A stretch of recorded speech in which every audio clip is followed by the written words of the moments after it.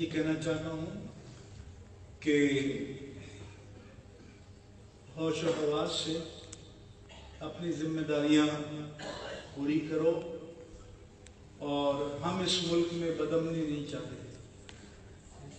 ہم چاہتے ہیں۔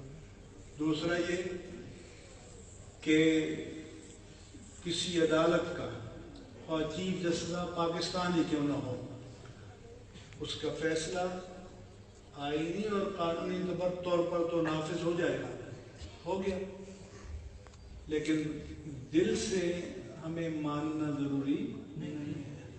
صرف ایک ہی ہستی ہے کائنات کی، اور اللہ کے پیارے حبیب ہیں جن کے بارے میں اللہ نے فرمایا کہ ان کا فیصلہ ظاہراً بھی مانو گے اور دل کی گہرائیوں میں بھی مانو گے، بے شک۔ اور باقی جو فیصلے ہیں ان کو شریعت کی میزان پر پرکھیں۔ اگر وہ شریعت کی میزان پر پورا نہیں اترتا تمہارے دل میں اس کی کوئی حیثیت نہیں ہے، اگرچہ قانونی طور پر وہ نافذ ہو گیا، قانونی طور پر وہ نافذ ہو جائے گا، کیونکہ ہم اس ملک میں فتنہ اور فساد نہیں چاہتے ہیں۔ پرسوں ایک ٹیلی ویژن پروگرام میں ایک، چونکہ لبرل بیٹھے ہوتے ہیں سارے، سلیم صافی کے پروگرام میں ایک خورشید ندیم نے کہا کہ یہ انہوں نے پیغام پاکستان کی بات کرتے ہوئے دستخط کیے ہیں، مفتی منیب الرحمان نے خادم حسین رضوی کا ساتھ دیا، حمایت کی ہے۔ میں نے کہ کسی غلط بات کی حمایت نہیں کی، اگر انہوں نے کوئی غلط بات کہی ہے تو ہم نے کہہ دیا اس سے متفق نہیں ہے۔ جو اصل ایشو ہے وہ ہر صاحب ایمان کا ایشو ہے، لہذا خاموش، پوری بات سنو، لہذا اس سے ہم کبھی بھی جدا نہیں ہوں گے۔ لیکن میں نے کہا کہ میں کیوں کہتا ہوں کہ اوروں نے بھی تو قانون توڑا ہے، اگر ایکشن لینا ہے تو سب کے خلاف لو، صرف ایک طبقے کے خلاف آپ ایکشن لیں اور دوسرا ویسا ہی جرم کرے اس کو آپ چھوڑ دیں تو پھر یہ جانبداری ہے، اس پر ہم آواز اٹھائیں گے۔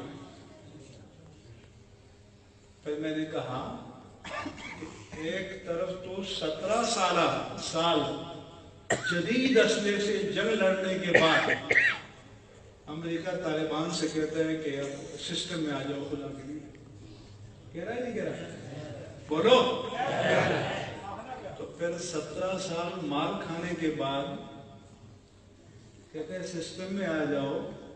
تو یہ جو لوگ جنہوں نے آپ کے آئین کو، قانون کو مان کر انتخاب میں حصہ لیا تو سسٹم میں آنے کے لیے لیا نا، تو پھر جو خود سسٹم میں آنا چاہتا ہے اس کا آپ راستہ بند کریں گے تو شدت پسندی پیدا ہوگی۔ اس لیے میں نے یہاں بھی کہتا ہوں، اور جو بات یہاں کہتا ہوں وہ صاحب اقتدار کے سامنے بھی کہتا ہوں، یہ بات آپ کے ذہن میں رہنی چاہیے۔ لہذا ہم چاہتے ہیں کہ اس ملک میں امن ہونا چاہیے، اور یہ ملک اصل میں ہمارا اور آپ کا، غریبوں کا ہے۔ صاحبان اقتدار اور دولت مند تو ملک سے باہر بھی چلے جائیں گے، ہم آپ جا سکتے ہیں، ہمارے باپ دادا کی خبریں یہی ہیں، ہماری بھی یہی ہوں گی، ہمارے آنے والی نسلوں کی بھی یہی ہوں گی۔ تو جتنی محبت اس ملک سے ہمیں ہے اتنی کسی اور کو نہیں ہو سکتی۔ لوگ حکومت کرنے کے لیے یہاں آتے ہیں، اشارے کرنے کے لیے کہیں اور جاتے ہیں، لیکن یہ غریب چاہے راحت ہو یا تکلیف ہو، ان کا وطن پاکستان ہے، ان کا وطن پاکستان رہے گا۔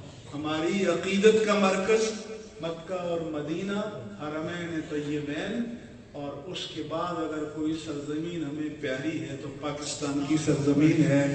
اللہ تعالیٰ اسے ہمیشہ شاد و آباد رکھے۔